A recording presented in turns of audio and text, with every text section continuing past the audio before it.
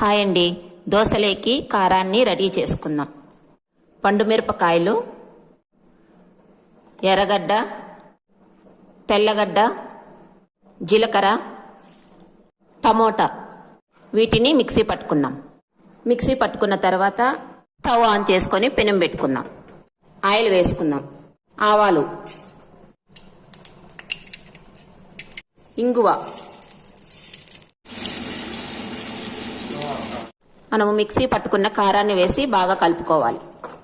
కొద్దిగా పసుపు, ఉప్పు, అంతే 3 నిమిషాలు ఉడకనించి దింపుకోవాలి. ఇది దోసల్లోకి, ఇడ్లీలోకి, పులుంటల్లోకి టేస్టీగా ఉంటుంది. దోసలోకి కారం చట్నీ. ఇందులోకి కారాన్ని వేసుకుంటే టేస్ట్గా ఉంటుందండి.